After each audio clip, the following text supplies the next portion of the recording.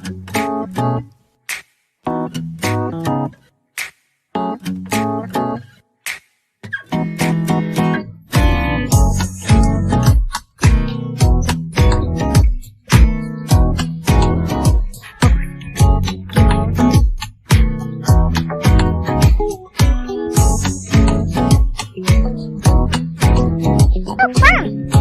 Really cool! For real! Very excited! Oh my god! Are you? Are you Are you ready for the new the new the new webinar YKIS? webinar YKIS? Webinar YKIS. Yes, I am! So, what are you waiting for? Register now and check our Instagram at YKIS_official. Thank you!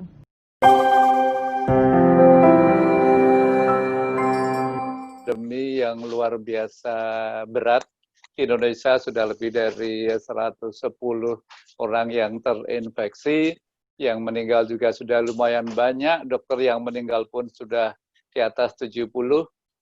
Nah, pada waktu sekarang ini ternyata rumah sakit di Jakarta pun sudah makin penuh. Jadi tadinya sudah mulai makin sedikit, sudah berkurang, terus saat ini di beberapa rumah sakit penuh lagi, lebih dari 90% bahkan terisi bednya. Jadi kita sedang menghadapi bukan melandai, namun lagi makin serius.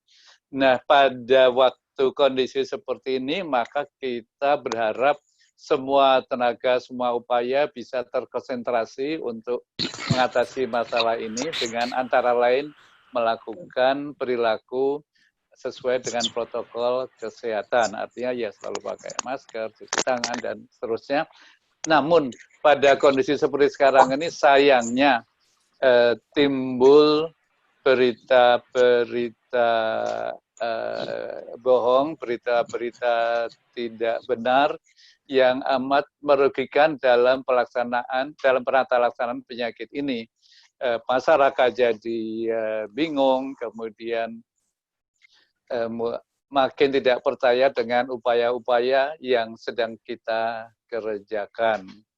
Bahkan WHO menyampaikan dalam istilah barunya ini ada infodemik. Saya kira tadi apa itu infodemik itu, ada informasi, ada pandemi, namun ternyata berita bohong yang terkait dengan hoax, yang terkait dengan COVID-19 ini yang disebarluaskan. Dan sayangnya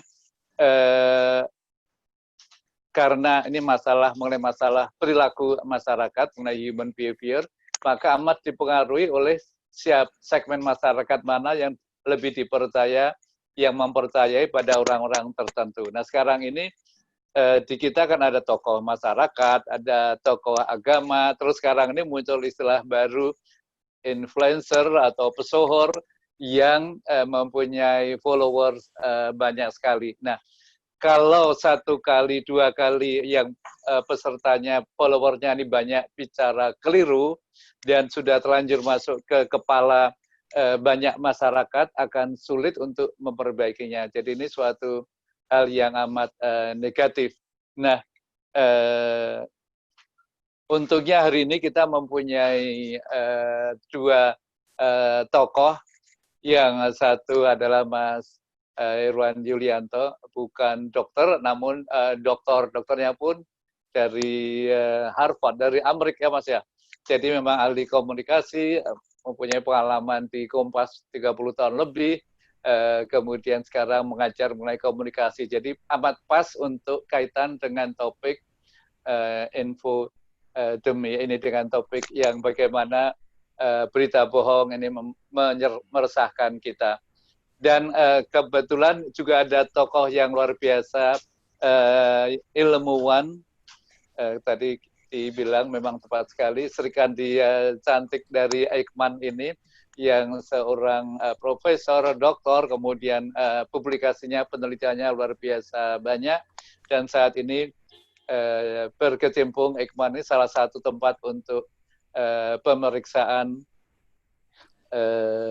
untuk COVID-19 sekaligus untuk menjadi narasumber berbagai macam dan antara lain untuk rencana vaksin. Jadi kita mempunyai tokoh yang amat sangat bisa kita percaya, yang pasti yang disampaikan nanti bukan berita bohong, hoax, namun berita yang benar-benar kita bisa pegang. Jadi selamat menyimak acara hari ini. Insya Allah bermanfaat tidak hanya pada kita semua. Apa yang kita dengar mohon disampaikan pada lingkungan kita sehingga informasi yang baik, yang benar ini bisa lebih dipahami masyarakat. Terima kasih. Assalamualaikum warahmatullahi wabarakatuh.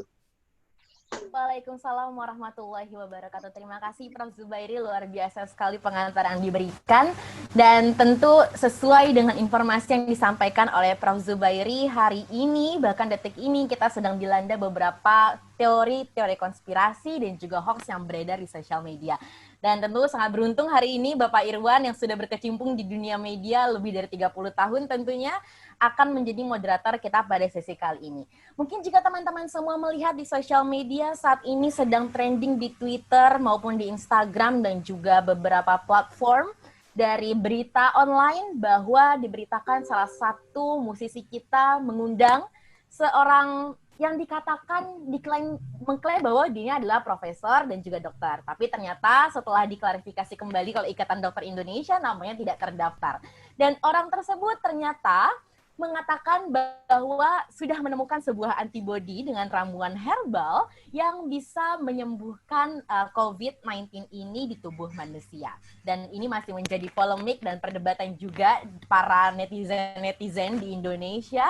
Kita sangat antusias untuk membahas ini, apakah betul bisa diciptakan antibodi melalui ramuan herbal yang diciptakan oleh seseorang yang bukan merupakan profesor ataupun bukan merupakan dokter seperti itu. Akan serahkan diskusi yang luar biasa hari ini kepada moderator kita, yaitu Badan Pengurus YKIS sekaligus pakar komunikasi kesehatan. Kami serahkan kepada Bapak Irwan Julianto MPH. Silakan Pak Irwan.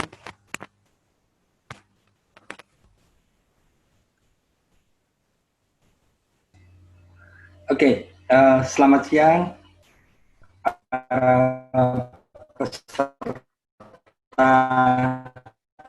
Topik kita siang hari ini adalah soal teori konspirasi, tadi disebut infodemics dan soal hoax ya, yang menyangkut soal COVID. Tadi sudah dibuka dengan profesoran ya, Profesor Gadungan yang bernama Hadi Pranoto ya. Yang sebenarnya dia sudah dikenal dengan mengadakan khitanan massal di Bogor ya, yang dianggap melanggar ketentuan pemerintah. Tapi memang selain ada infodemics, kita kenal juga ada istilah plandemics. Jadi pandemi atau epidemi yang direncanakan ya, yang di videonya juga sempat viral. Itu memuat wawancara dengan Dr. Judy Mikovits. Ya, seorang ahli mikrobiologi juga, tapi ya ternyata isinya banyak sekali melakukan pembohongan publik ya, dan banyak ngawur. Nah,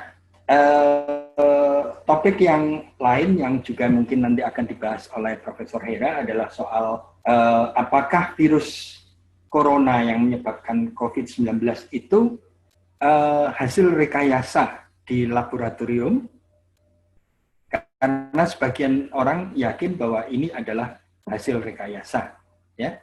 Apalagi Bill Gates, bos Microsoft yang salah satu orang terkaya di dunia, tahun 2015 dia sudah menyatakan bahwa sesudah SARS dan MERS yang keduanya disebabkan oleh virus corona, dunia akan menghadapi ancaman penyakit seperti pneumonia yang disebabkan oleh corona. Tahun 2015 beliau sudah meramalkan itu dan kemudian menjadi kenyataan dengan munculnya COVID-19 ya. Lalu ada yang menuding bahwa Bill Gates ini yang menciptakan virus itu lalu membuat vaksin untuk bisnisnya. Termasuk info ini disebarkan oleh mantan Menteri Kesehatan kita, yaitu Siti Fadilah Supari yang diwawancara oleh Didi Corbusier. dia anti banget pada Bill Gates ya. Dia mengatakan jangan percaya dan jangan beli vaksinnya Bill Gates ya. Nah, sementara kita sekarang sedang dalam tahap uji coba vaksin dari yang diciptakan di China, yang dikirim gratis. Sementara vaksin dari Eropa dan dari Amerika buat rebutan di negara Amerika dan Eropa karena mereka bisa membayar ya, harganya mahal.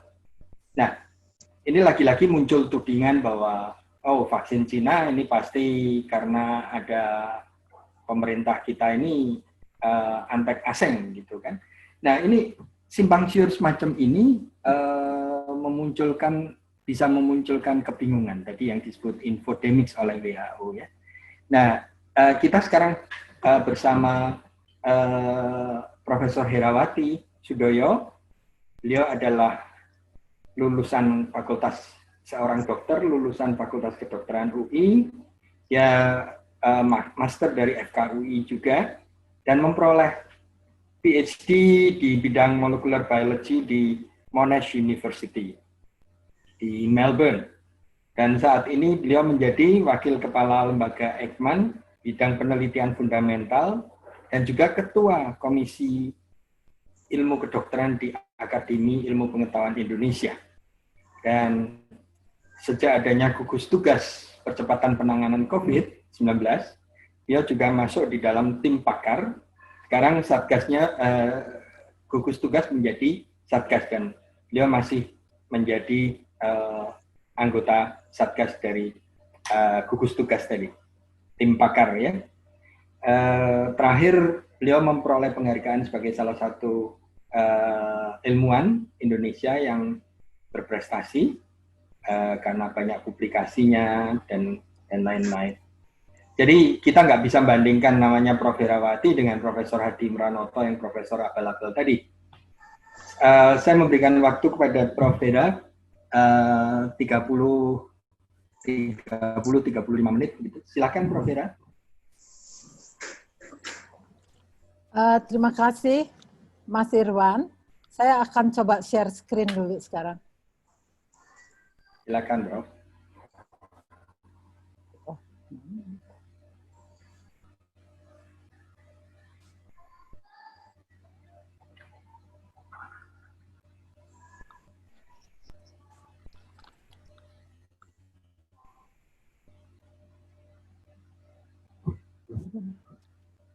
Just?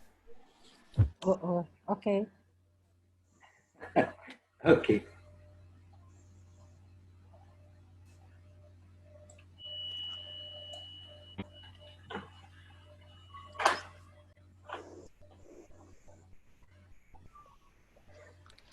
Oke, sudah bisa masuk ini ya.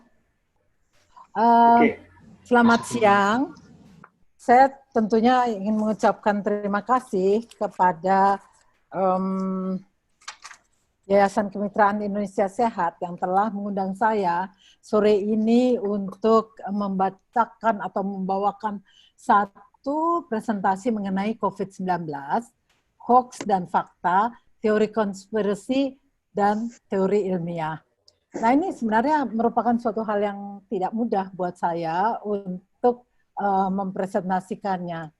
Dan tentunya harus ada contoh-contoh yang akan bisa memberikan gambaran apa sih itu sebenarnya semuanya ini, bagaimana kita bisa melawan hoax.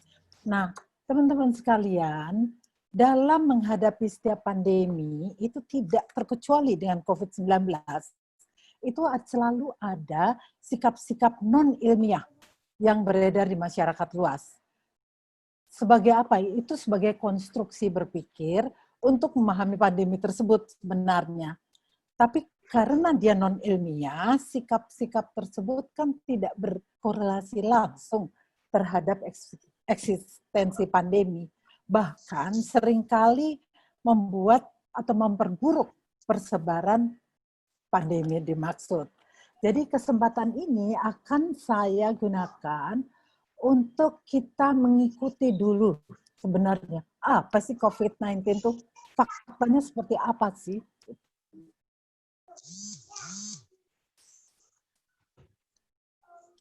Nah, yang merupakan sesuatu yang hal baru dan sebenarnya belum pernah ditemukan oleh para ilmuwan suatu paradigma baru di mana pandemik ini meningkatkan solidaritas dan juga kolaborasi antar peneliti di dunia. Tidak ada lagi sesuatu yang ditutupi, semuanya transparan. Jadi ini memudahkan kita semua sebenarnya untuk menangani kalau saja tidak ada informasi-informasi yang penuh dengan kebohongan tersebut. Jadi bagaimana kita harus bersikap? Saya pikir satu-satunya cara untuk menghadapi suatu masalah anti-science atau non-ilmiah adalah bagaimana ilmuwan bersikap. Jadi sains harus digunakan untuk melawan konstruksi non-ilmiah. Bagaimana cara pandang kita menyikapi persebaran penyakit. Karena terus terang, teman-teman semua, kita saja banyak belum mengetahui mengenai virus SARS-CoV-2 ini. Kita masih memerlukan eksplorasi yang sangat mendalam untuk mengetahui betul-betul karakternya. Kalau karakternya kita tahu, kita bisa menanganinya. Nah, jadi apa yang akan saya bisa berbagi dalam sore ini? Studi genomik. Studi genomik akan diperlukan untuk memberi landasan penata laksanaan penyakit. Kenapa? Karena kita kan semua sedang menyiapkan suatu kehidupan yang berbeda. Mungkin berbeda dari apa yang sudah kita alami. Jadi bagaimana nanti kaitannya kehidupan kita di depan itu dengan penemuan-penemuan yang berdasarkan genomik tadi. Penemuan vaksin dan bagaimana deteksi pasien-pasiennya. Ini sebenarnya sudah lama sekali terjadi dan kita semua sebenarnya sudah tahu bagaimana kita terlalu santai, bagaimana kita tidak menyiapkan diri kita untuk terjadinya penyebaran virus di Indonesia. Dan banyak sekali hoax atau fakta mengenai termogan misalnya, mengenai kalung kayu putih. Itu semua sebenarnya hal-hal yang menyebabkan masyarakat itu juga punya harapan-harapan baru, tetapi belum dipastikan secara ilmiah. Nah, coba sekarang kita sudah 2 kali ditayangkan video ini. Katanya obat herbal antibody yang diminum ke dalam tubuh. Jadi itu ditemukan. Kedua, obat telah diberikan kepada 250.000 pasien.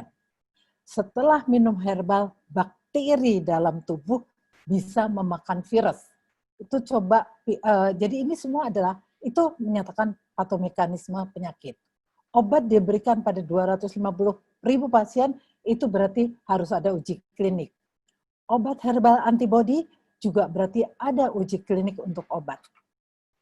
Virus SARS-CoV-2 merupakan pengembangan dari virus-virus pandemi sebelumnya. Kita tahu itu tidak demikian. Membunuh virus harus di atas 350 derajat. Virus itu punya membran berlapis ganda yang ada terdiri dari lipid. Lipid itu lemak. Jadi dengan pemanasan, misalnya dipanaskan di atas 56 derajat, sebenarnya lemak itu sudah akan mencair. 4 golongan virus penyebab COVID-19. Nanti kita akan bicara lanjut. Jadi semua sebenarnya apapun yang dikatakan itu dapat dibuktikan atau direspon secara ilmiah dengan semua referensi yang sudah ada. Teori konspirasi juga mengenai COVID-19. COVID-19 adalah senjata biologis yang dibuat oleh Cina. Pemerintah Iran menolak bantuan Amerika, bilang bahwa, oh enggak, konspirasi COVID-19 adalah buatan Amerika. Bill Gates tadi sudah dikemukakan oleh Mas Irwan, COVID-19 dibuat oleh Bill Gates karena dia telah memperingatkan kepada kita bahwa akan terjadi pandemi. Kalau kita terjadi pandemi kan berarti harus ada mitigasi. Nah, semuanya itu sebenarnya komentar-komentar mengenai ini bisa dijawab seandainya ilmuwan itu berbicara. Nah, saya suka ini mengutip dari kata Einstein, bahwa dunia itu tidak akan hancur oleh mereka-mereka yang melakukan pekerjaan yang jahat ya, evil gitu. Tetapi justru dia hancur kalau kita itu diam saja. What's without doing nothing. Jadi saya di sini ingin pada teman-teman semua yang ada di sini, do something. Kalau tahu bahwa ada hal-hal yang tidak benar, bisa mempertanyakan, bisa mencari referensi yang mungkin sesuai dengan apa yang tadi dibicarakan tadi. Nih pertanyaan tanya. Jadi tantangan untuk ilmuwan Indonesia itu apa sih? Dia harus bisa menjawab semua pernyataan anti sains. Dulu Indonesia nggak mungkin bisa mendeteksi virus corona. Jadi bisakah Indonesia mendeteksi virus corona? Apakah yang negatif-negatif itu karena Indonesia tidak mampu? Terus apakah fasilitas dan teknologi memadai di Indonesia? Ini pertanyaan dari luar negeri loh. Dan sekarang kan per WA atau per email dan sebagainya. Benarkah virus corona tidak masuk ke Indonesia? Kita sudah tahu bahwa itu tidak benar. Atau sebaliknya, apakah virus sudah menyebar ke Indonesia, tapi waktu itu kita tidak mampu untuk melakukan deteksinya? Nah, bila ada, mengapa tidak terdeteksi? Mengapa belum ada kasus terinfeksi? Bagaimana pengaruh kekebalan tubuh masyarakat? Sebenarnya pernyataan-pernyataan yang dulu itu bisa kita jawab. Bagaimana pengaruh lingkungan tadi? Apakah karena kita tinggal di daerah tropik sehingga kita terus virusnya kepanasan, dia tidak bisa memperbanyak dirinya, dan banyak lagi pertanyaan-pertanyaan. Nah, ini adalah menurut saya adalah waktunya ilmuwan turun untuk bisa menjawab pertanyaan-pertanyaan anti sains. Buat mereka yang selalu bekerja dalam senyap, sekarang kita tidak bisa lagi hidup di senyap tersebut. Nah, semua sebenarnya kita udah tahu berawal dari Wuhan. Tapi kita juga bisa melihat bagaimana masing-masing negara itu memberikan reaksi yang berbeda-beda. Angela Merkel misalnya itu dihujat habis sebelumnya. Jacinda Ardern kemarin-kemarin New Zealand itu negatif. Karena apa? Karena semua travelers masuk diminta untuk melakukan self-isolation. Nah, sekarang kita mengikuti bagaimana penyebaran virus baru ini ke penjuru dunia. Mulai dari 31 Desember. Dilaporkan virus yang tidak diketahui di Wuhan. 1 Januari WHO sudah menetapkan bahwa menetapkan suatu incident management support team untuk menghadapi kemungkinan pandemi. 4 Januari, hanya 3 hari setelahnya, WHO melaporkan di sosial media mengenai klaster kasus pneumonia tanpa kematian di Wuhan. 5 Januari, hanya 1 hari, mempublikasikan teknis dari untuk komunitas saintifik dan kesehatan serta masyarakat secara global. 1 minggu kemudian, publikasi sekuen genetik dari novel coronavirus oleh peneliti di Cina. Dan 9 Januari sebelumnya kasus kematian pertama di Wuhan. Jadi kalau kita lihat mengenai virus ini, kita harus sebenarnya mengikuti hari per hari. Peneliti juga melakukan studi ini hari per hari karena setiap hari ada kepustakaan baru yang harus dipelajari.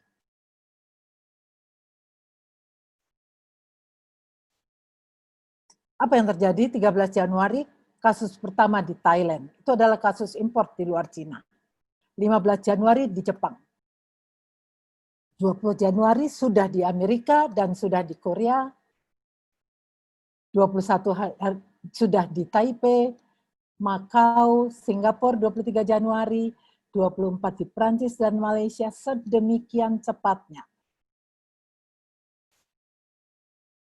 29 Uni Emirat Arab, Finlandia, Filipina, dan India. Jadi Asia Tenggara itu sudah melaporkan bahwa mereka sudah ada kasus-kasus. Kita lihat saja bahwa ini sekarang sudah kemana-mana. 1 Maret kita lihat dilaporkan di Armenia, Ceko, Republik Dominika, Saint Martin, dan jadi ini sudah di Eropa pada tanggal 1 Maret. Jadi hanya 2 bulan setelah dilaporkan di Wuhan. 2 Maret kasus pertama dilaporkan di Indonesia. Nah, sampai sekarang, kemarin, itu sudah ada 18 juta yang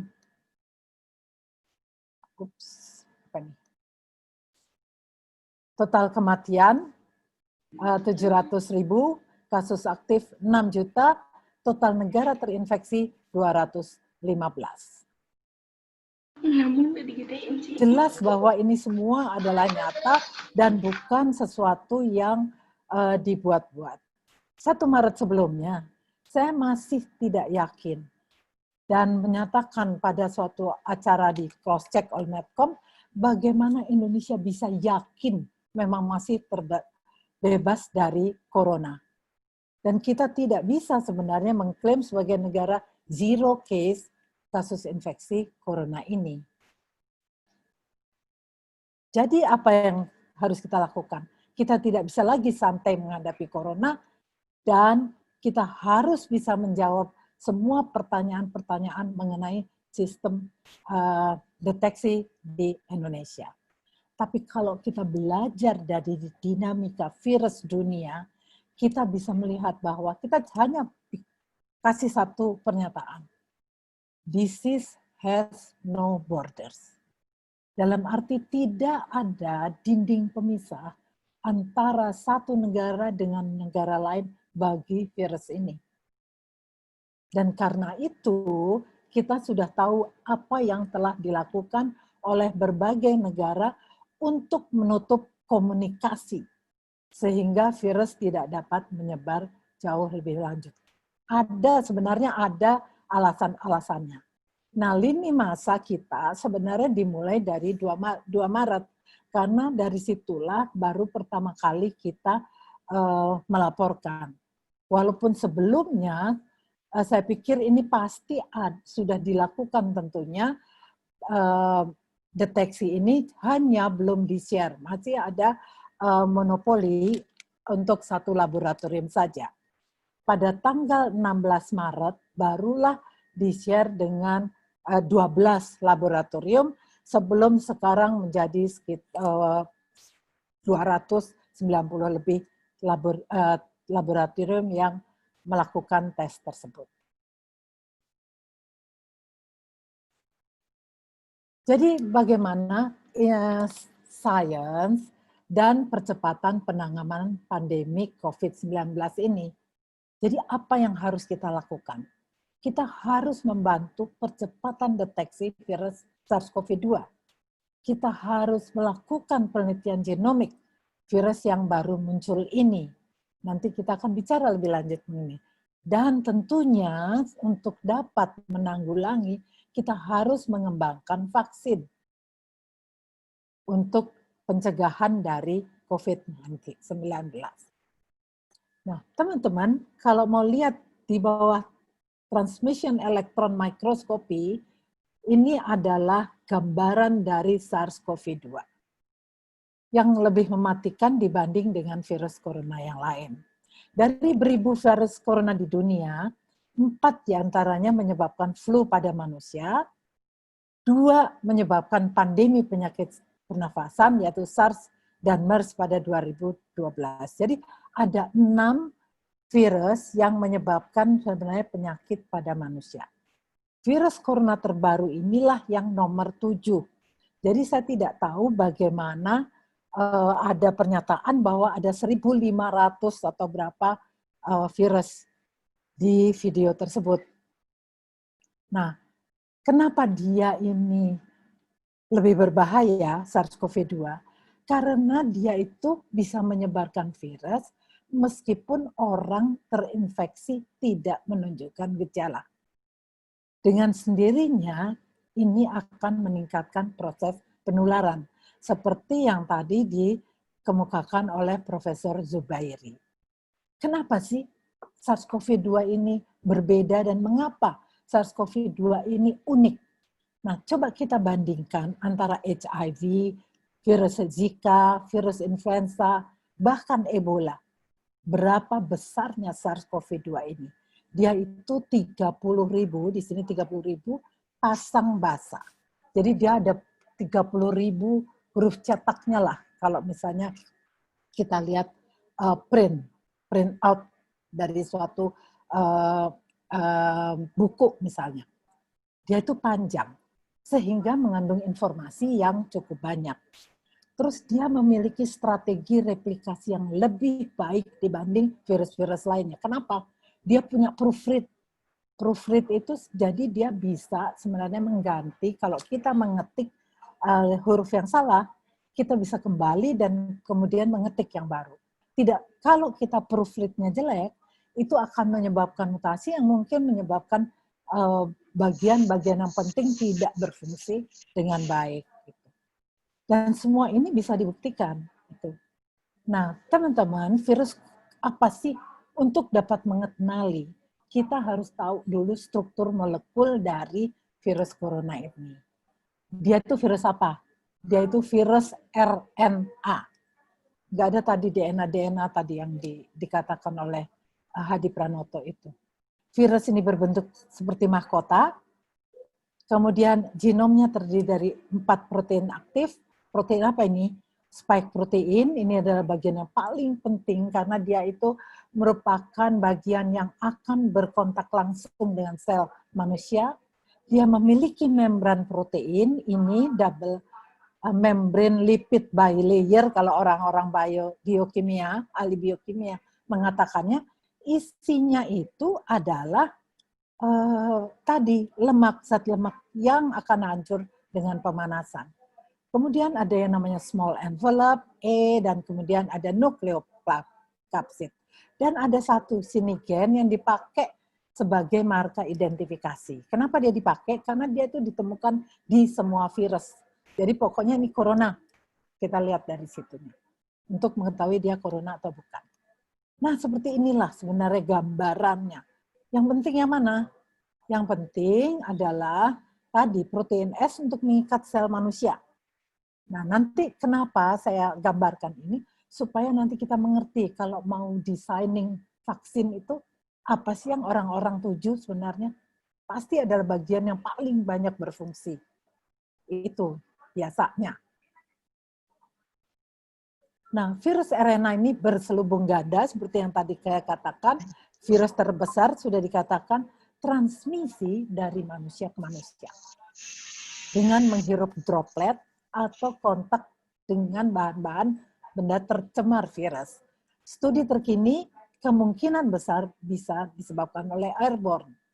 Nah, kalau dia dikatakan airborne, maka tindakan kita dalam social distancing, jaga fisik akan berbeda. Dia memiliki daya tular tinggi, mudah beradaptasi dengan host atau inang. Makanya ada pertanyaan, oke, kalau misalnya itu dari Wuhan, terus kemudian dia pergi ke Eropa, dia akan berubah nggak? Karena hostnya kan berbeda, dalam arti informasi genetik dari orang-orang Eropa dibanding dengan di Cina maupun di Indonesia. Nah, studi tentang virus corona itu bukan sesuatu yang baru. Kami sudah melakukannya sejak tahun 2015. Ini kita menemukan di Indonesia, ini kan gejalanya hanya demam dan seperti flu biasa. Ini namanya OC43, dan 229E. Didapat dari spesimen diagnostik, didapat dari spesimen arsip di rumah sakit. Itu spesimen tersebut ditemukan terakhir tahun 2018. Nah, tentu kita ingin tahu ya bagaimana caranya kita mengetahui bahwa seseorang itu memiliki atau di dalam tubuhnya ada virus. Perlu tes. Dan tes akan menghasilkan data. Nah, data ini penting sebenarnya. Untuk apa? Coba lihat ya. Kita tahu tidak ada satu negara pun yang mengetahui jumlah total manusia yang terinfeksi oleh COVID-19. Karena memang belum ada satupun yang sudah melakukan total negara tersebut. Yang diketahui hanya status infeksi orang yang telah dites. Apakah dia tadi PDP, ODP, OTG misalnya. Nah, semua orang yang telah dikonfirmasi terinfeksi, kalau secara internasional kita bilangnya confirmed cases.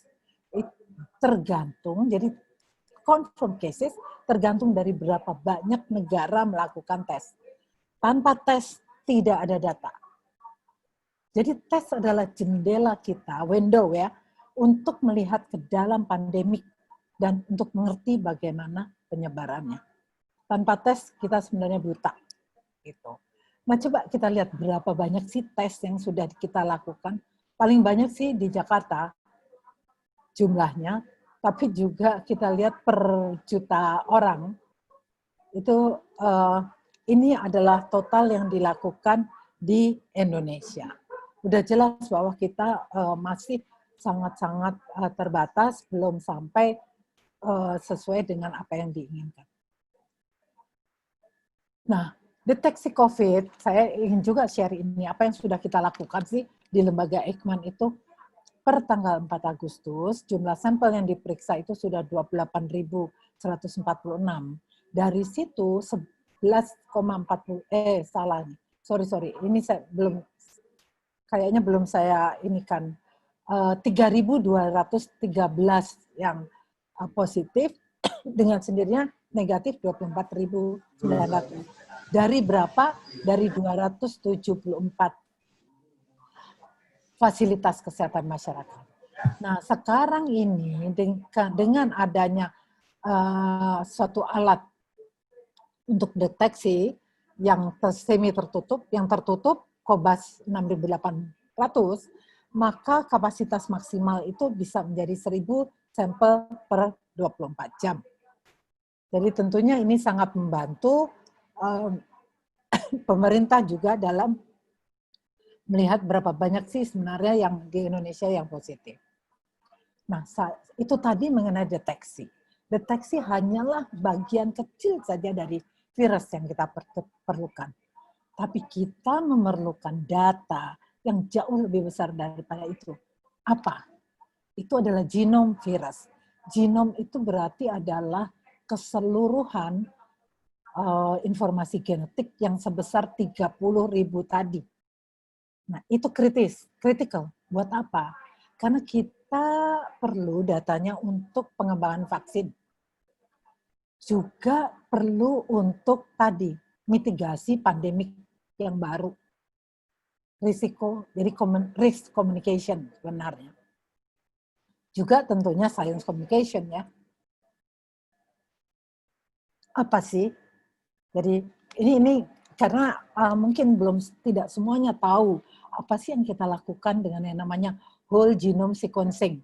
Ini banyak sudah di medsos atau di media mengenai hal ini. Tapi mungkin saya ingin teman-teman juga saya bawa masuk sedikit.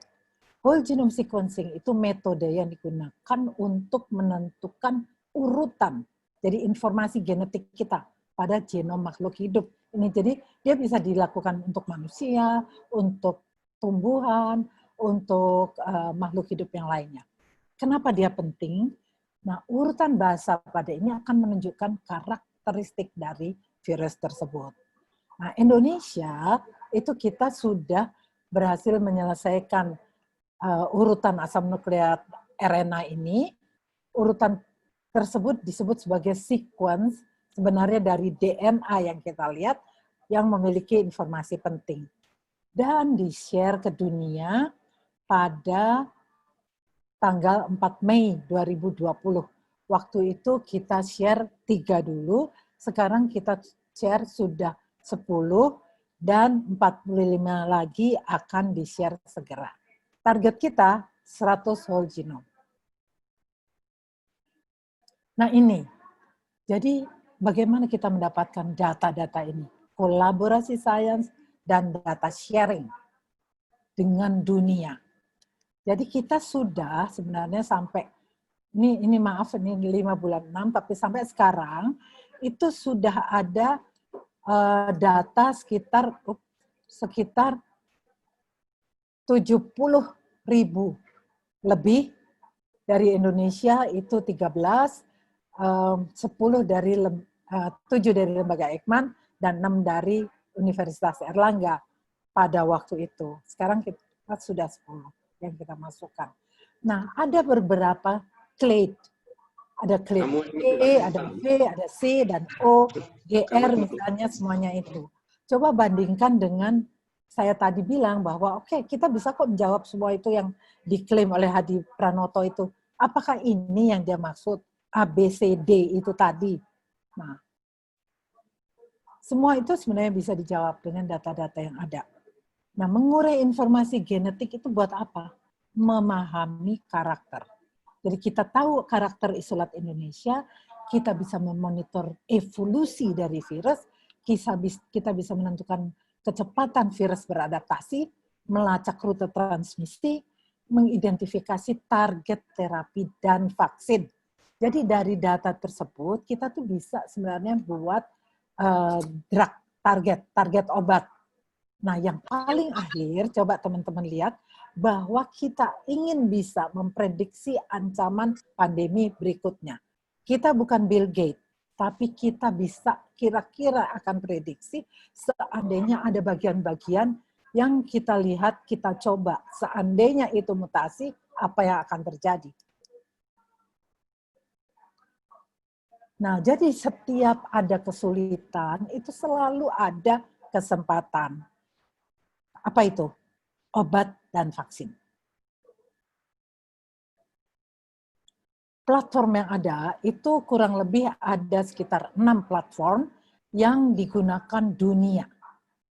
Dan time frame itu nggak jelas, bisa 6 sampai 1,5 tahun, atau lebih daripada itu. Banyak proses sebenarnya. Tapi kenapa kita itu bisa cepat? Kita lihat aja. Nah, bagaimana sekarang platform dunia? Bagaimana gambaran di dunia? Paling tidak ada 6 platform, ada 24 kandidat vaksin pada tahap evaluasi klinis.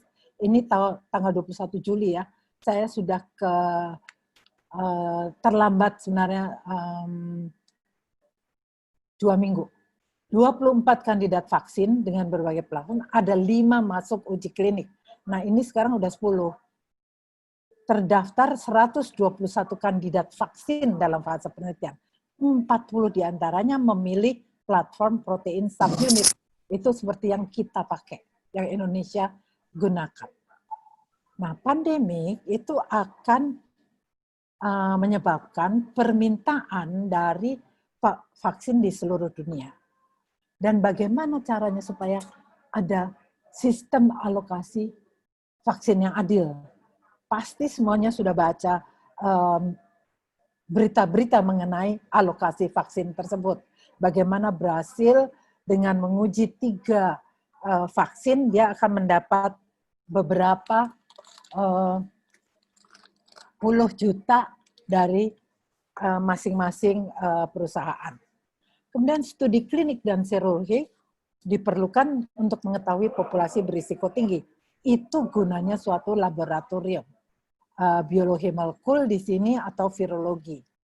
Indonesia, nah sekarang pertanyaan tentunya, jadi buat apa kalau memang sudah ada 120 lebih vaksin bahan bibit vaksin nantinya yang akan diperbanyak. Indonesia harus memiliki vaksin sendiri untuk memenuhi keperluan masyarakatnya.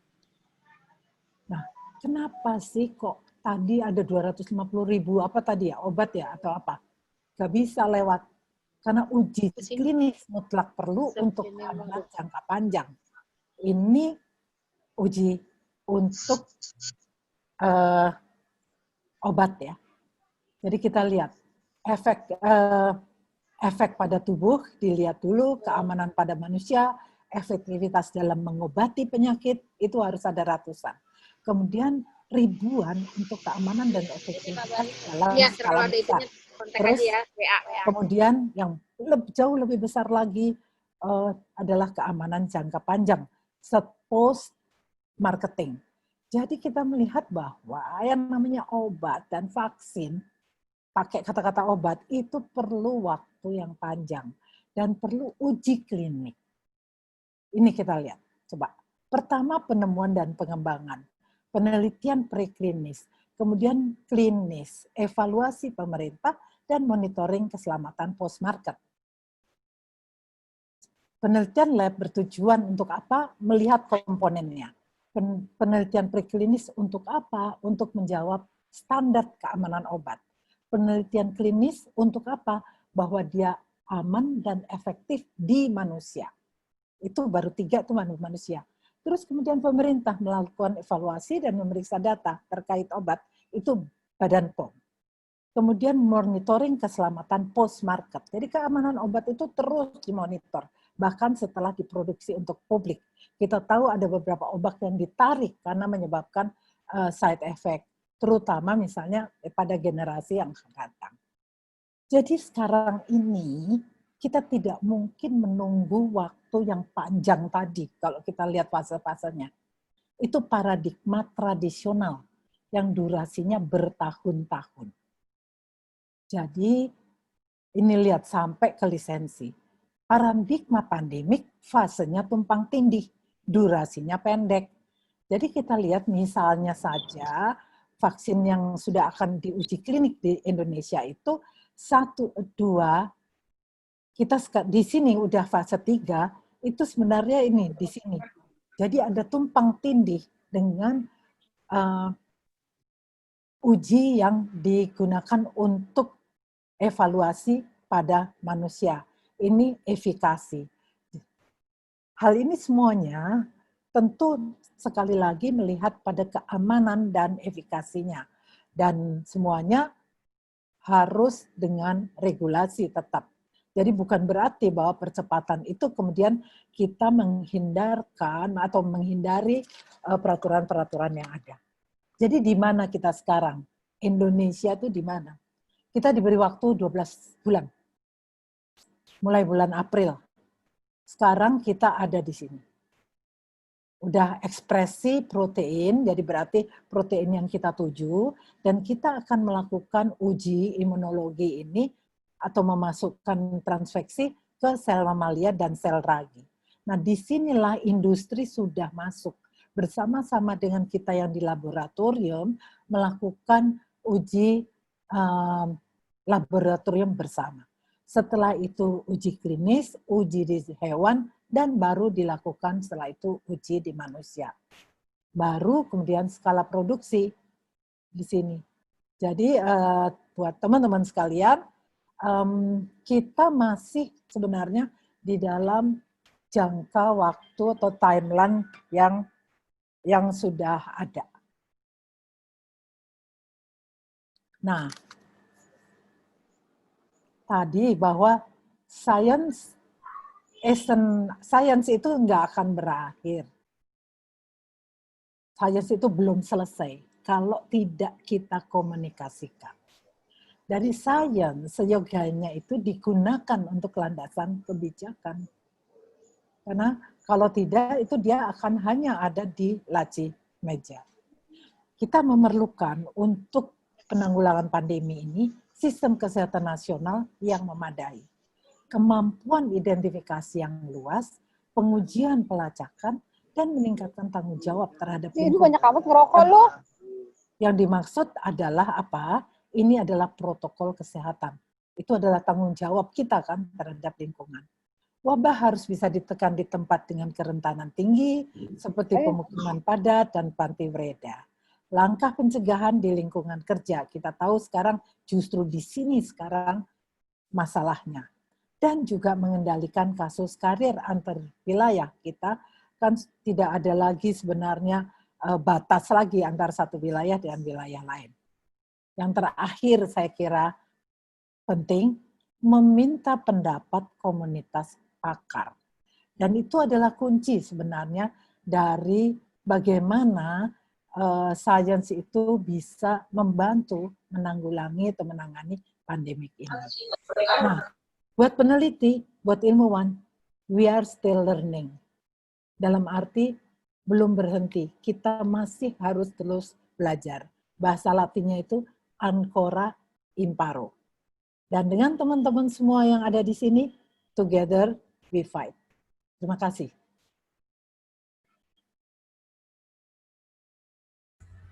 Ya, makasih Prof. Vera untuk presentasi yang luar biasa.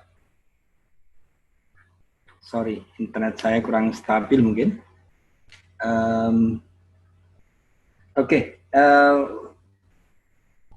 presentasi Prof. Vera tadi luar biasa ya, 40 menit, 40-45 menit ya. Banyak hal yang bisa kita serap di sini, bahwa intinya menghadapi infodemics, kesimpang siuran informasi, membanjirnya informasi, kita sering gelagapan, sehingga resep terbaik adalah kita harus meminta pendapat komunitas pakar ya. Jadi bukan pakar-pakaran ya, seperti Hadi Pranoto ya, atau apa itu, drummernya Superman is Dead Jering ya, yang menyarankan supaya nggak perlu pakai masker dan lain-lain. Selalu akan muncul orang-orang yang mencuri perhatian seperti itu, yang pendapatnya sebenarnya tidak kredibel. Hari ini tadi Prof. Vera udah mengungkapkan juga dari hoax, munculnya simpang siur informasi, sampai tadi apa yang dilakukan di lab ya, hingga pencarian peta genom virus SARS-CoV-2 ya. Nah, sekarang saya kembalikan kepada Mbak Sarah. Waktu untuk tanya jawab ada berapa? Setengah jam atau berapa menit?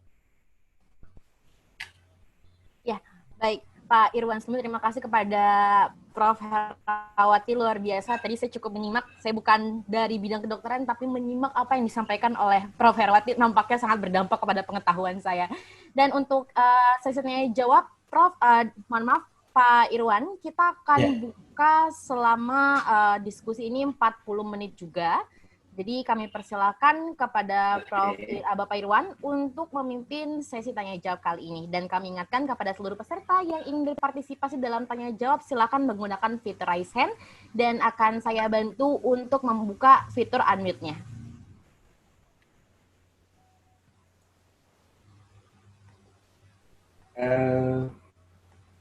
Iya, saya nggak bisa nyatet semua ini yang sudah raise hand, ini pasti sudah ada cukup banyak ya.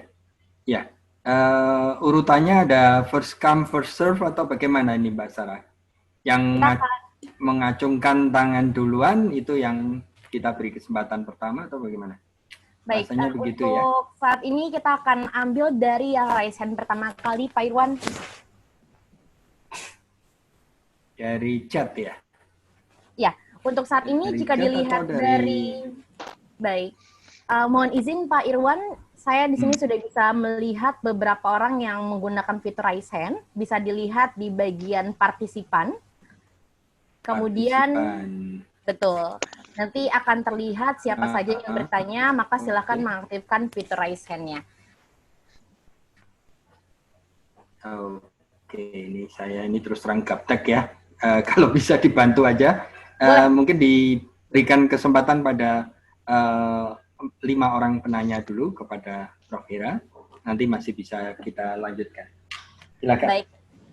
Baik Pak Irwan, dan maka dari itu teman-teman semua, sekarang kita sudah buka sesi tanya jawab. Kepada seluruh peserta webinar kali ini kami persilahkan jika ingin berdiskusi dan melontarkan pertanyaan untuk dilontarkan sekarang juga, bisa menggunakan fitur raise hand, atau jika kesulitan untuk menggunakan fitur raise hand, bisa bersuara, menyebutkan namanya, agar bisa kami tunjuk siapa yang ingin bertanya. Silakan teman-teman, karena luar biasa tadi melihat dari infodemik disebutnya ya Pak Irwan ya, di sosial media yang luar biasa banyak beredar dan sudah pasti ini mengakibatkan banyak sekali kekhawatiran bagi seluruh netizen. Apalagi kami para remaja yang belum tahu banyak informasinya seperti itu. Baik. Ya, ini ada, kan partisipannya ada 230-an ya, ada beberapa page kan ini ya. Ada sampai 10 ini kan. Saya kira yang mengajukan pertanyaan lebih dulu itu yang kita berikan kesempatan. Silakan. Mbak Sarah tolong dibantu dong. Ya, betul sekali. Kita sudah mendapatkan satu penanya, Pak Irwan. Ini Ya, dibacakan aja. Silakan dibantu, Mbak Sarah. baik. Ya, baik. Pak Irwan, kita sudah dapat satu peserta yang akan bertanya, sudah mengacungkan tangannya, yaitu atas nama Irfan Fatur Rahman. Silakan, halo Irfan. Oke, silakan Irfan. Selamat sore semuanya. Selamat sore, Prof. Sore. Baik. Saya Irfan dari Yayasan Kusuma Buana, Jakarta. Mau bertanya, perbedaan dari virus COVID yang memang sengaja dikembangbiakan oleh ilmuwan mungkin dengan virus COVID yang alami gitu. Apa perbedaannya? Terima kasih. Langsung. Ya, silakan Prof. Hera. Ya. Ini tapi pertanyaannya ini ambigu ya, karena kalau dibilang virus yang dikembangbiakan oleh ilmuwan itu nanti bisa miring-miring ke arah seperti Bill Gates dituding bisa dijawab sih. Tadi kan Prof. Bisa Hera dijawab. menjelaskan mengenai yang Bill Gates tadi. Oh, konspirasi. Betul. Oh, gini ya Mas Irfan ya. Jadi mengenai SARS-CoV-2 ini tidak ada virus yang dibuat di laboratorium. Jadi semua yang ada itu sebenarnya native, itu apa yang kita temukan di pasien-pasien. Nah, pertanyaan, jadi kalau misalnya tadi saya katakan bahwa oke, setelah kita tahu virusnya, kan kita lihat informasi genetiknya. Dari informasi genetiknya itu ternyata bahwa virus Indonesia yang kita periksa itu sama dengan virus yang di Wuhan. Jadi berarti apa? Berarti bahwa virus tersebut memang terus menyebar dari Wuhan, mungkin juga nggak tahu lewat mana, terus kemudian masuk ke Indonesia, tanpa sebenarnya melalui perubahan-perubahan. Jadi persis sama, sehingga kita bisa bilang, oke, kelompok dari virus yang ada di Indonesia adalah kelompok Wuhan. Nah, virus-virus tersebut itu ada yang ke Eropa. Di Eropa itu ada yang mereka tuh ada bagian-bagian yang berubah, dan itulah yang menyebabkan itu adalah clade Eropa atau grup kelompok Eropa. Tapi semuanya bukan dibuat di laboratorium. Nah, waktu kita lakukan studi genomik ya, jadi studi informasi DNA, kan kita ingin tahu sama nggak ya SARS-CoV-2 yang Indonesia dengan SARS-CoV-2 dunia. Sama nggak dengan yang 70.000 data virus yang sudah di-share. Itu ada satu bank begitu ya, ada satu bank isinya hanya data-data SARS-CoV-2. Yang Indonesia itu dia berdiri sendiri nggak sih gitu di dalam pohon keluarganya? Ternyata enggak. Yang Indonesia punya itu masih yang dari Wuhan. Karena waktu itu yang kita periksa adalah yang awal-awal. Saya tidak tahu apa yang terjadi sekarang. Kan sekarang juga pesawat sudah tidak ada lagi. Kalau pesawat masih ada, itu kan orang tuh datang dari mana-mana. Itu kemungkinan bisa saja itu berubah. Nah, mengenai Bill Gates, kenapa kita, misalnya peneliti bisa mengatakan seperti waktu avian flu, yang kita cari adalah apakah ada mutasi atau perubahan di informasi genetik yang bisa menyebabkan misalnya virus tersebut ditularkan dari human ke human, manusia ke manusia. Ingat ya, SARS-CoV-2 itu manusia ke manusia. Avian flu tidak manusia ke manusia. Kalau manusia ke manusia, avian flu dulu pasti hancurnya seperti sekarang, jutaan gitu. Kan enggak gitu. Nah, kalau misalnya bagian yang tadi berikatan antara virus dengan sel tubuh manusia itu berubah dan dikenali oleh sel manusia misalnya, itu nanti akan terjadi transmisi human ke human.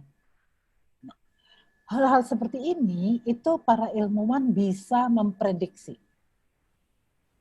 Memprediksi karena kita mempelajari virus tersebut.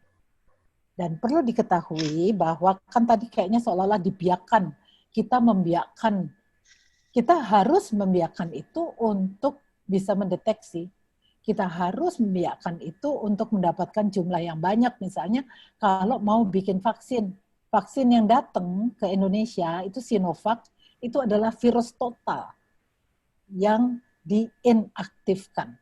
Berarti ada satu pabrik yang bikin virus itu banyak sekali sehingga bisa digunakan gitu. Jadi nggak bisa terus diarahkan ke ininya Bill Gates, statementnya Bill Gates tadi. Jadi ini bukan konspirasi, gitulah. Ya, ya cukup menjelaskan ya, Bung Irwan. Karena kita tahu dahulu.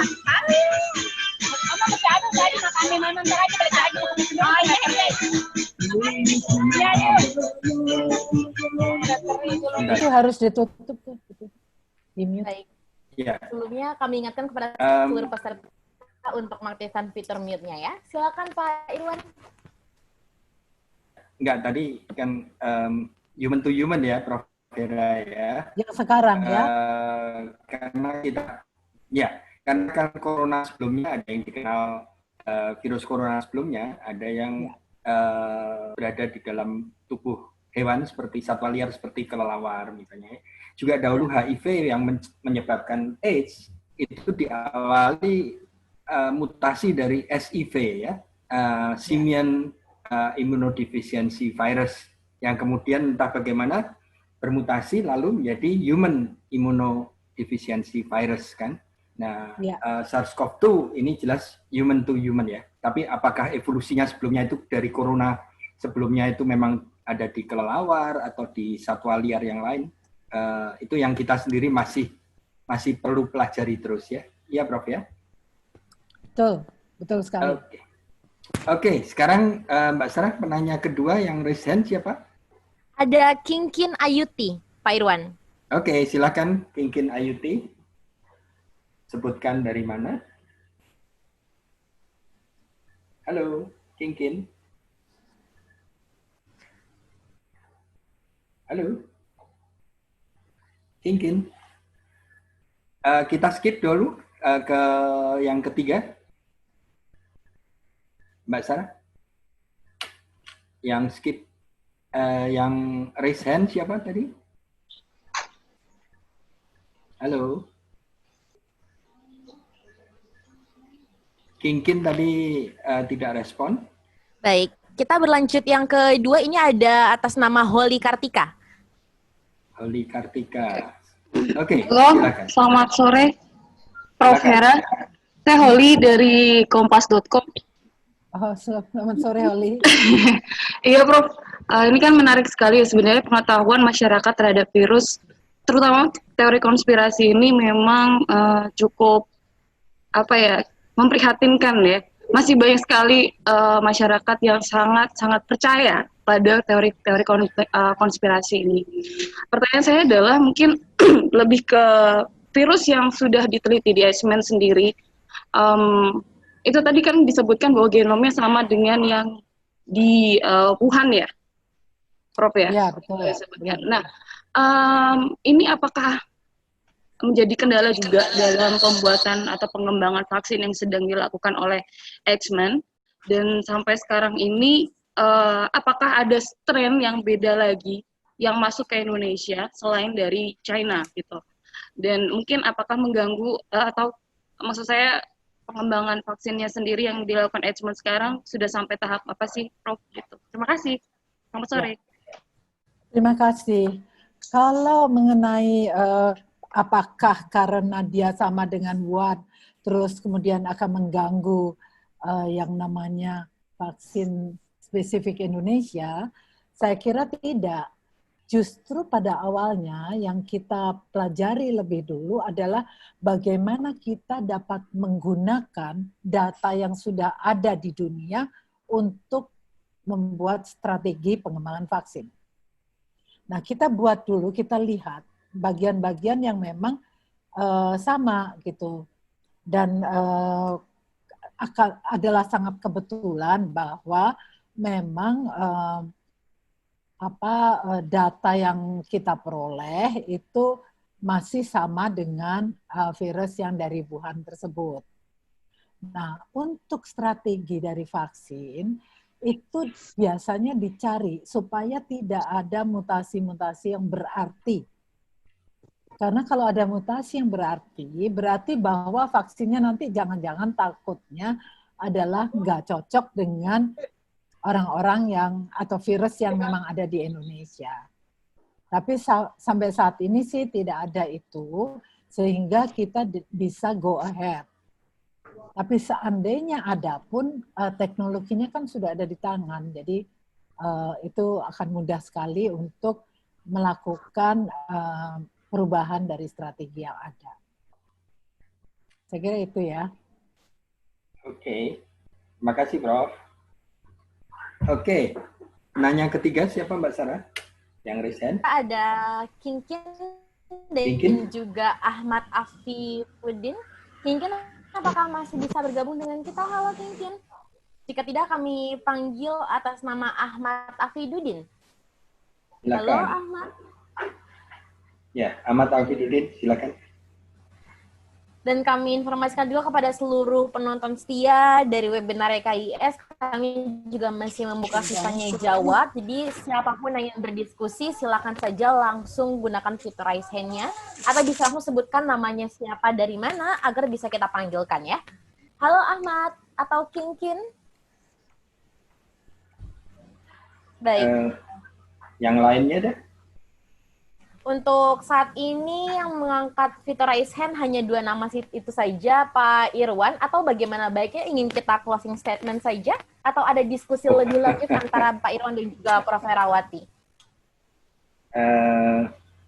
Ya mungkin Prof. Zubairi juga bisa ikut karena kan kita ketahui di Indonesia sendiri gerakan. Maaf. Mau namain tadi kayak belum disebutin perkembangan pengembangan vaksin di Iceman seperti apa, Prof. Oke. Sepertinya, ya boleh. Oke, Holly, sepertinya tadi itu sudah saya share sih mengenai perkembangan vaksin, bahwa kita kan melakukan atau strateginya adalah protein rekombinan. Jadi untuk itu ada beberapa fase yang kita lakukan. Dari fase yang 4 fase yang ada, kita itu sekarang sudah ada di antara fase 3 dan 4. Padahal sebenarnya kalau kita lihat itu kita tuh diberi waktunya 12 bulan sih, mulai April. Jadi kelihatannya mudah-mudahan tidak ada aral melintang sehingga strategi ini maupun pengembangannya itu tidak terhambat waktunya. Nah, perlu juga diketahui bahwa walaupun kita melakukan studinya itu di tingkat laboratorium, Tetapi karena sudah mulai mendekati ke uji hewan dan juga nantinya uji klinik, maka industri sudah mulai masuk. Jadi bersama-sama kita akan melakukan pengembangan tersebut di tahap-tahap terakhir ini supaya bisa dilakukan nanti adaptasi maupun seandainya diperlukan perubahan-perubahan yang mendasar untuk pembuatan vaksinnya sendiri. Oke, terima kasih Prof. Oke, Mbak Ali. Ya, mungkin ada yang mau bertanya lagi? Ahmad Afiduddin? Kami Ya. sudah, halo. Sudah ya? Halo. Oke. Ya, assalamualaikum warahmatullahi wabarakatuh. Waalaikumsalam warahmatullahi wabarakatuh. Terima kasih atas waktunya yang telah diberikan kepada saya untuk bisa bertanya. Saya mau menanyakan soal, memang ini temanya sangat bagus tentang fakta dan hoax, konspirasi dan ilmiah tentang COVID-19 ini. Memang kita ini di NU sendiri ini ada semacam posko NU peduli mengenai COVID-19. Ya, ketika kita terjun di lapangan memang banyak sekali obrolan-obrolan masyarakat terkait COVID ini apakah benar adanya apa tidak gitu. Di antaranya terkait masyarakat mau mengikuti aturan yang dilakukan oleh pemerintah dan tidaknya. Di Kota Tangerang Selatan ini sudah banyak terjadi kasus-kasus COVID-19. Pada saat pemeriksaan dan hasilnya itu belum keluar, itu orang yang sakit ini atau yang sudah meninggal ini dicap lah atau diberi label kena COVID-19. Sedangkan beberapa hari kemudian setelah meninggal ini ternyata bukan COVID-19. Ini adalah persoalan yang terjadi di masyarakat. Sehingga ketika ada hasil semacam ini, orang-orang yang di sekitar meninggal itu yang dilabelin COVID, ya kan, yang dilabeli COVID ini, sedangkan hasilnya ini ternyata tidak COVID, ini menjadikan orang-orang ini menyepelekan terkait dengan penyakit ini. Ternyata ada yang bilang, oh ternyata COVID itu nggak ada, cuma itu akal-akalan dari rumah sakit dan segala macam. Namun karena kita ini di bidang di posko NU Peduli ini mengikuti instruksi dari PBNU, mau tidak mau kita juga harus mengikuti karena data dari PBNU juga menyatakan bahwa COVID-19 ini juga benar adanya seperti itu. Nah, yang saya tanyakan itu bagaimana cara menjelaskan kepada masyarakat terkait kebenaran COVID-19 yang semacam ini. Tadi sudah dibicarakan oleh Ibu Herawati terkait data ilmiah, memang benar adanya bahwa tanggal 31 Desember 2019 terjadi penemuan di Wuhan terkait dengan COVID ini. Pada tanggal 1 Januari WHO menyatakan IMST, kemudian tanggal 2 menyebar ke Amerika, kemudian tanggal 2 Maret ini sudah masuk ke Indonesia. Nah, sedangkan tadi sudah dijelaskan pula terkait dengan Menteri Kesehatan yang pada saat terjadinya COVID-19 di luar negeri atau dalam artian belum masuk ke Indonesia, itu Menkes ini terkesan menyepelekan, nah, sehingga masyarakat rada bingung gitu. Ini Oke, kita pendekkan ya. Assalamualaikum warahmatullahi wabarakatuh. Silakan Prof. Hera. Jadi ini simpang siurnya informasi di masyarakat. soal stigma, label dan seterusnya. Ya. Terima kasih Mas Ahmad dari Posko NU ya. Saya bisa mengerti dan memahami bagaimana kebingungan yang terjadi pada keluarga-keluarga dengan yang pada keluarga yang salah satu anggotanya itu diperlakukan dengan protokol COVID. Padahal hasilnya belum keluar. Nah, kalau seperti ini tentunya kami tidak bisa berbuat apa-apa, kecuali bahwa kita harus dapat memberikan pelayanan yang baik kepada masyarakat. Bahwa tes itu harus secepatnya dapat diberikan kembali. Sehingga pasien yang memang dirawat itu jelas langsung dia tahu bahwa ya dia negatif atau dia positif. Kalau dia negatif, dia tidak akan masuk di dalam tempat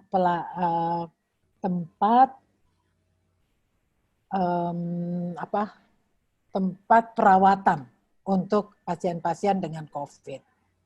Nah, itu adalah sesuatu yang memang sampai sekarang tetap masih menjadi masalah buat kita.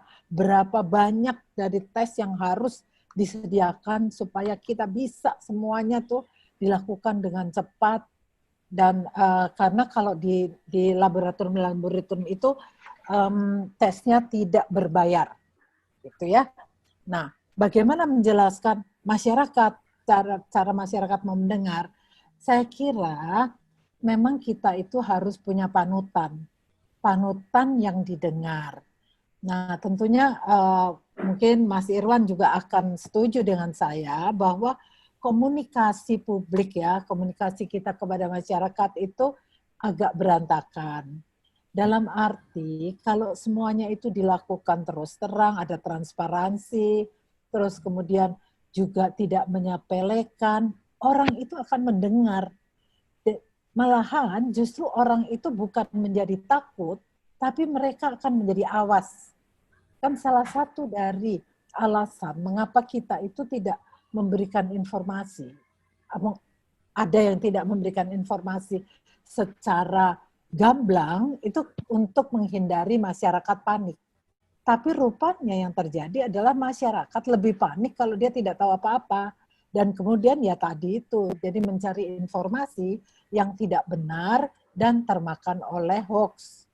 Nah, hoax itu kalau diulang-ulang 10 kali, itu seperti menjadi sesuatu yang benar.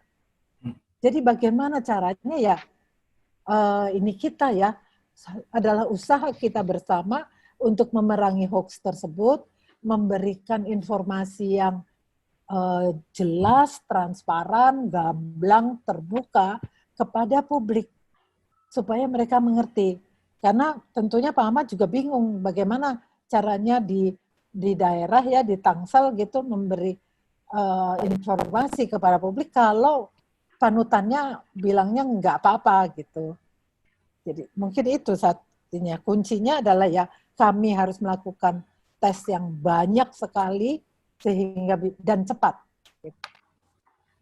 Saya kira itu. Oke, ya, ya betul.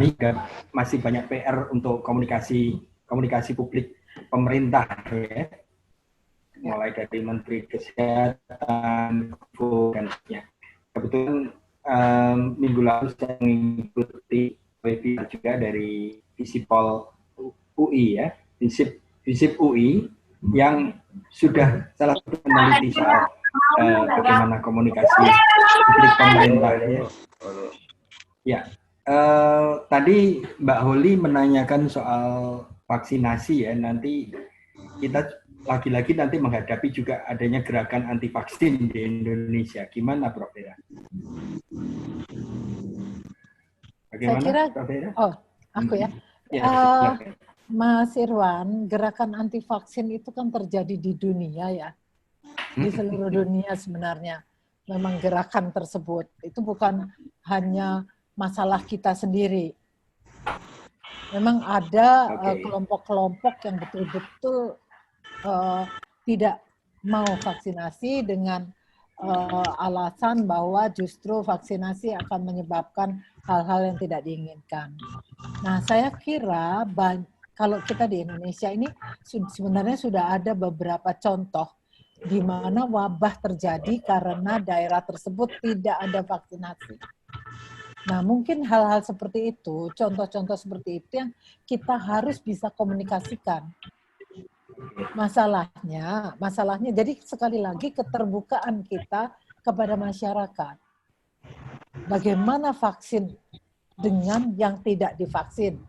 Jadi terpaksa kita harus buka gitu. Ini loh contohnya misalnya daerah yang tidak divaksinasi dan kemudian dibandingkan dengan mereka-mereka yang divaksinasi.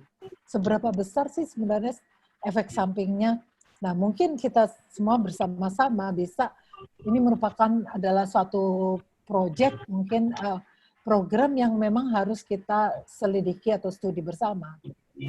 Teman-teman Visipol misalnya bisa melihat ini. Oke, Prof. Vera. Ya, Mbak Sarah, apakah masih ada yang resign atau?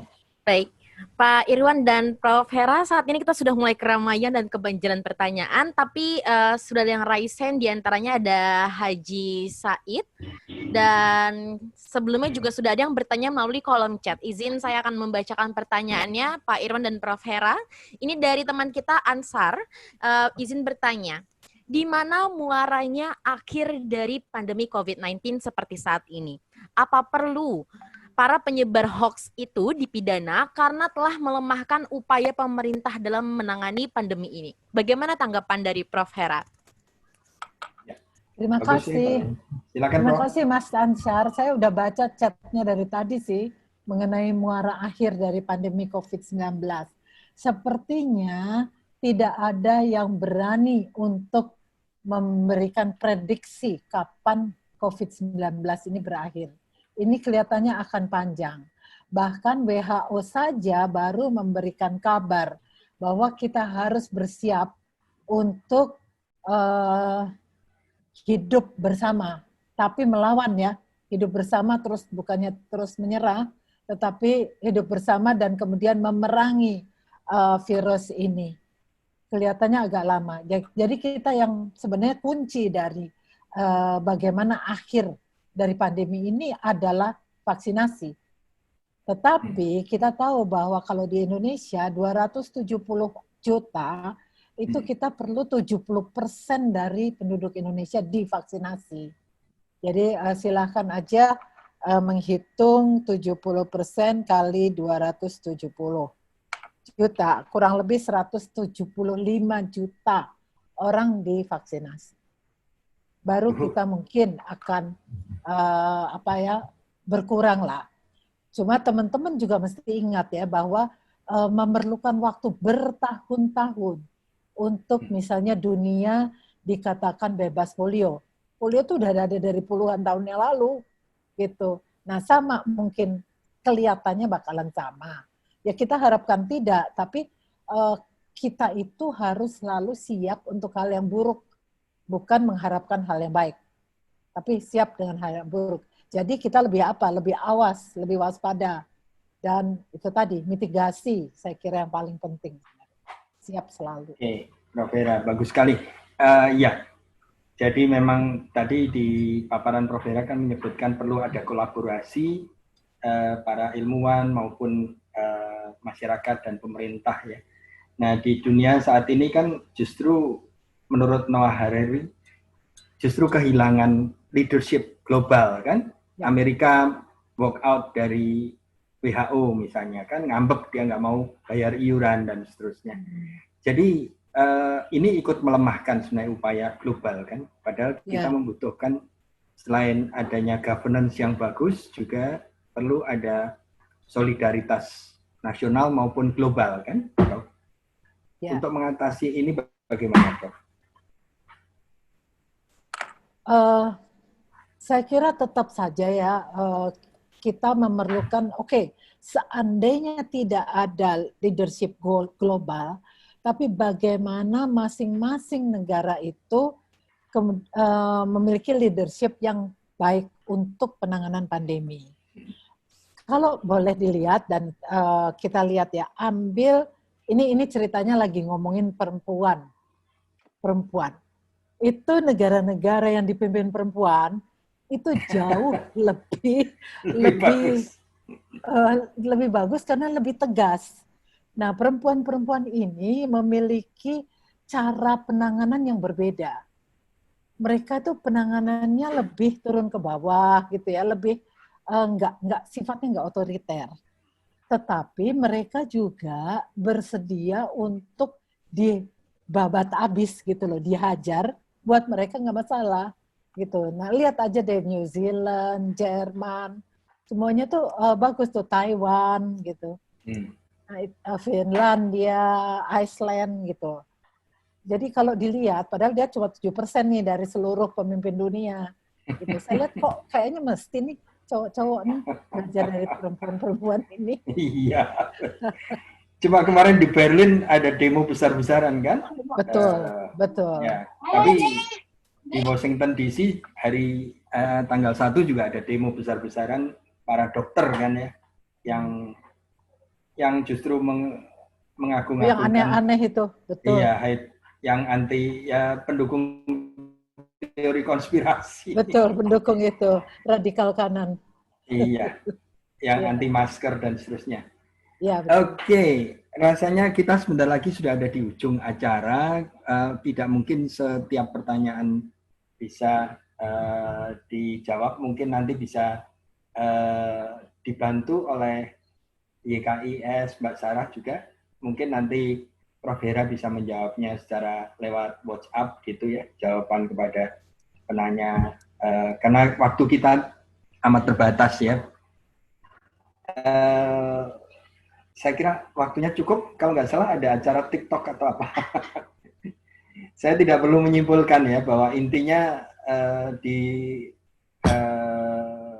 tengah pandemi informasi, infodemics ya, kita harus selalu kritis dan skeptis. Tidak boleh gampang percaya pada informasi orang-orang yang tidak kredibel gitu, dan kita harus rajin bertanya, dan media-media yang kredibel saya kira masih bisa menjadi clearinghouse ya. Tadi ada Mbak Holly dari kompas.com ya, karena kan sekarang medsos yang justru bukan hanya medsos ya, jarsos ya, jejaring sosial yang namanya WhatsApp, Telegram dan Facebook grup dan lain-lain, ini justru menjadi salah satu sarang hoax juga kan. Bahkan medsos tadi contohnya Hadi Pranoto disiarkan lewat YouTube-nya si Manji kan ya, Anji. Saya kira saat ini media-media yang kredibel bisa menjadi clearinghouse agar hoax tidak makin berkembang biak. Saya kira itu penutupan dari saya. Mbak Sarah silahkan. Baik, terima kasih banyak Pak Irwan, luar biasa sekali, dan juga Prof. Herawati tentunya Sri Kandi kita yang sudah membawakan sesi ini dengan penuh data dan juga penuh pengertian yang luar biasa. Dan sebelumnya karena semua sesi tanya jawab sudah dilakukan, namun ada beberapa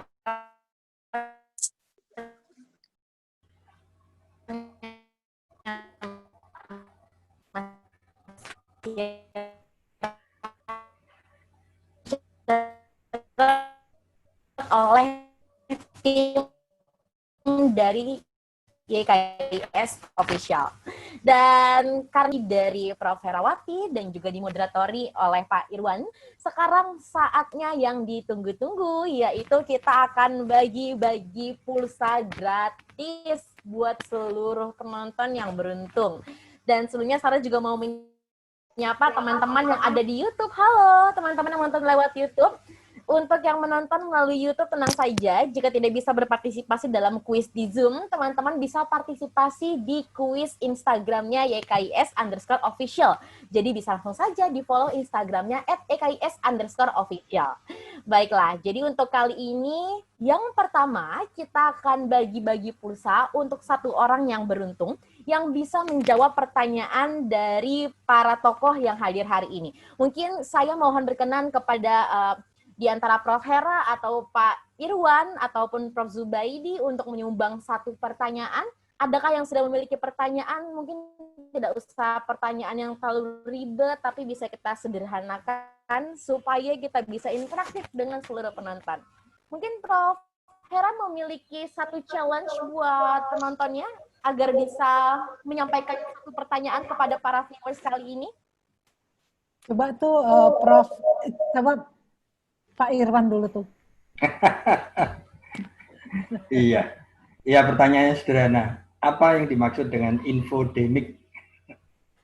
Baik, luar biasa. Ini pertanyaan yang sangat singkat, padat, dan juga jelas. Sangat keterlaluan kalau teman-teman nggak tahu, kan kita sudah bahas dari tadi ya. Satu pertanyaan yaitu, apa yang dimaksud dengan infodemik? Teman-teman yang ingin menjawab, silakan langsung aktifkan fitur raise hand. Dan yang pertama kali raise hand, maka berkesempatan untuk menjawab ya. Dalam hitungan 3, 2, 1. Silakan yang ingin menjawab untuk mengaktifkan virus itu kan. Fitur raise hand. Sampai salah deh tuh. Ayo teman-teman yang tahu apa sih yang disebut dengan infodemik dan mau mendapatkan pulsa, bisa langsung aktifkan fitur raise hand-nya supaya kita bisa transfer hari ini juga untuk jawaban yang betul ya. Yuk, sekali lagi pertanyaannya ada satu orang yang pertama kali raise hand. Wow, lumayan banyak yang ingin menjawab, tapi kita akan memilih, yaitu ada Yari Arvila. Halo Yari Arvila. Sebelumnya boleh kenalkan namanya Mbak. Siapa, dari mana? Halo, iya Mbak.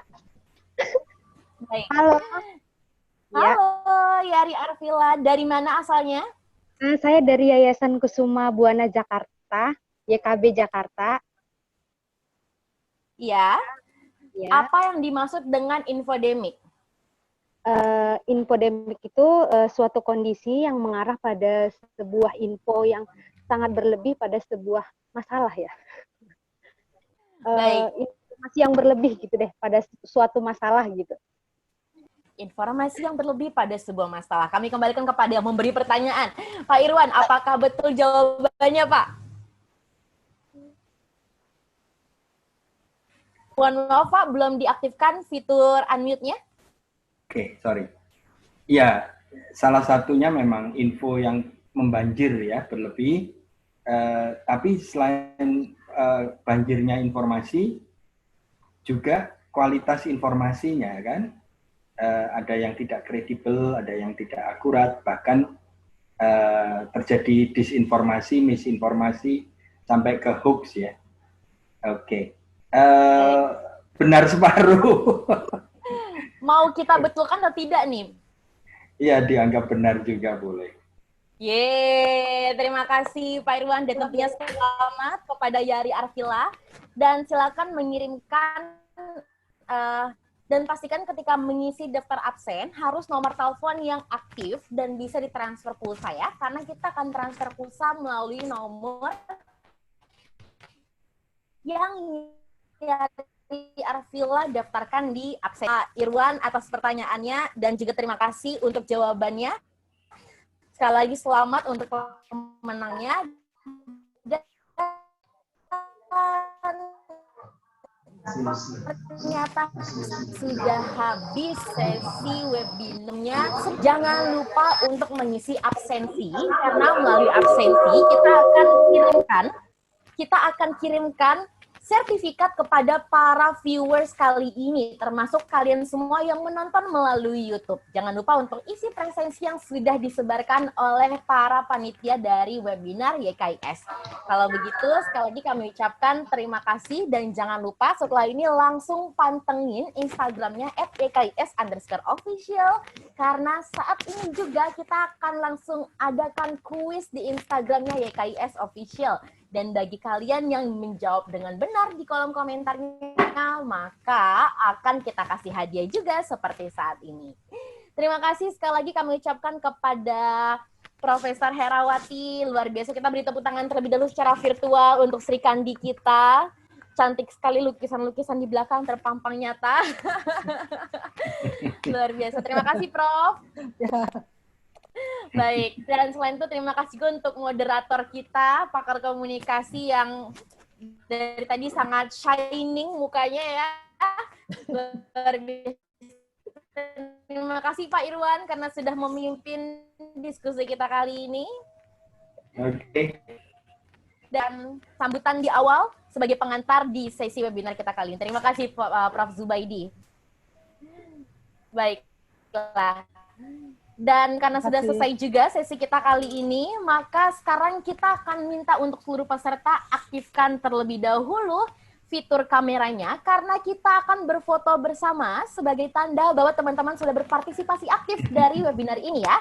Jadi silakan teman-teman untuk aktifkan kameranya dari page 1 maupun dari page 8. Ini hampir 200 orang yang saat ini masih menonton kegiatan webinar YKIS hanya melalui Zoom dan tentunya juga sudah ada banyak sekali para pemirsa yang sudah menonton melalui YouTube. Silakan juga untuk mengutarakan salam sehat di tempat masing-masing. Dan untuk teman-teman yang sudah menonton melalui Zoom, silakan untuk aktifkan kamera dan silakan untuk pasang pose salam sehat ya, tentunya dengan mengepalkan tangan sebelah kanan dan diangkat terlihat ke arah kamera ya. Baik, kami mohon bantuannya kepada Kak Mulki atau panitia lainnya untuk membantu proses foto ini ya. Dan semuanya harus tetap diangkat karena kita nggak tahu kita ada di halaman berapa ya. Baiklah, kita akan siap-siap. Ini halaman yang pertama ya. Ya, untuk halaman yang pertama. 1, 2, 3, senyum. Baik, kemudian untuk halaman yang kedua, masih tahan semuanya, kita olahraga sore-sore dengan angkat tangan. 1, 2, 3. Baik. Dan kemudian untuk yang selanjutnya masih ada sekitar 5 halaman lagi ya. Tetap diangkat tangannya, kita nggak tahu kita di halaman berapa soalnya, jadi harus tetap senyum. Jadi kita mau olahraga wajah dulu ya. 1, 2, 3. Oke. Luar biasa, masih ada 4 halaman lagi, ditahan. 1, 2, 3, ditahan, masih senyum. Mana senyumnya yang paling cantik tentunya dan juga ganteng. 1, 2, 3. Baik, yang terakhir, ayo tahan. 1, 2, 3. Baiklah. Masih ada lagi ternyata ditahannya, senyumnya masih diutarakan. Ayo, 1, 2, 3. Baiklah, dan sudah selesai untuk sesi foto online kita hari ini. Jadi walaupun melalui webinar, kita masih bisa mengabadikan bersama-sama foto-foto kita melalui Zoom ya.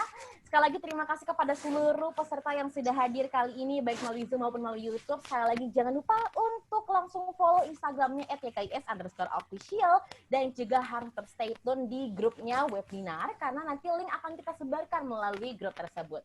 Kalau begitu, terima kasih sekali lagi. Saya Sarah, mohon pamit undur diri mewakili seluruh panitia dan juga terima kasih kepada seluruh tokoh yang sudah hadir beserta seluruh peserta.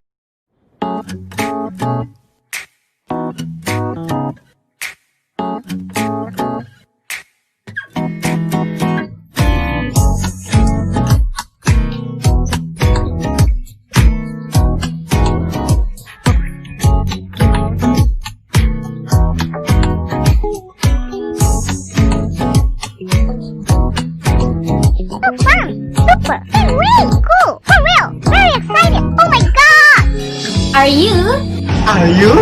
Are you Ready for the new the new webinar YKIS. webinar YKIS? Webinar YKIS. Yes, I am. So, what are you waiting for?